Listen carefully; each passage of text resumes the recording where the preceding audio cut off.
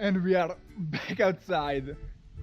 Today I would like to share with you a very fast and effective trick to let go of your past. And this is something I do a lot at the beginning of meditation, and in this way I can stay almost effortlessly in the present moment. So let's do it.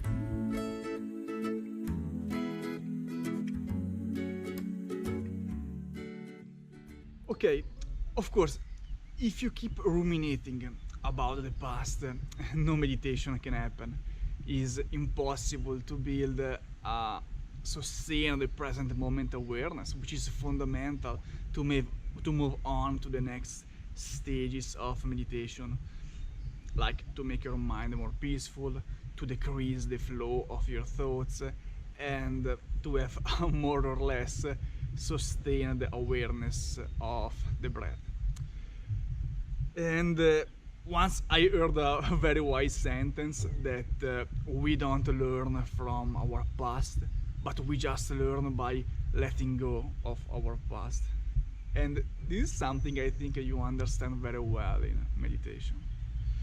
So the trick is, if you start your meditation and you have trouble letting go of something that happened in the past, a part of your past that burdens you, and you feel that is keeping you back from reaching a peaceful state of mind, you can visualize a story or a situation where you let go of your past. And visualization is something that is very, very useful in meditation in a lot of different stages, because it helps you to create a situation where your mind imagine yourself to be in, and so you help your body and your mind feelings, the emotion and thoughts as if you are in that situation. Okay, I know it sounds complicated, but actually it's very simple and a lot and also very fun. So let me give you an example of what I do, what I usually do when I start to sit on the cushion and I feel that there is something that it hold me back. Maybe somebody I regret about my past, maybe somebody say something, or I say something to somebody, and it's maybe something that is worrying me, or okay, you understand that. So I can tell you two of my favorite story I like to visualize. One is that I imagine myself climbing on the top of a very high volcano, and I have a backpack on my shoulder, and inside this backpack there is all the things that I previously mentioned.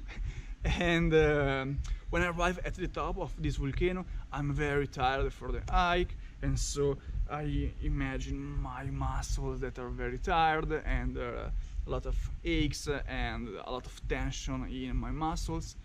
But I arrived. I am at the top, and I watch down at the bottom of this volcano, at the crater inside the volcano, and I see all the boiling lava, and I imagine all the heat that comes from the steam of the lava on my face.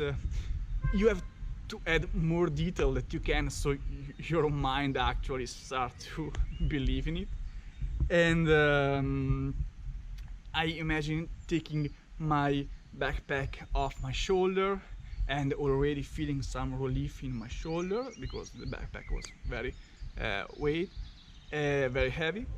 And then with no hesitation I take the backpack and I throw it with all my strength into the boiling lava, and I take some moment to watch the backpack sinking into the lava, and at the same time I feel the relief in my muscles, and I feel a new strength and a new energy in my body and in my mind. The second visualization that I use is that I have a lot of ropes in my hand, and at the end of these ropes there are these very heavy weight that are or they are taking me forward, and I imagine every of these rope being something that is creating trouble for me in my mind, that is worry, something happened in my past, and I again feel the tension in my muscles and my shoulder, because it is very heavy to keep these ropes. And then I start to imagine letting go of this rope, and at every rope that you let go, you again feel the relief in your body. So this is very important, this relationship between if you start by imagining the emotions that usually start from your body, then you create a link with what happens in your mind. So I start to letting go of this rope, and I go on until I let go of the last rope, and I feel very light and free. So you can have fun inventing your own story, and you can share with me. So you can share it with me in the comment below if you like, and subscribe if you haven't done it already. And I wish you a peaceful and happy day.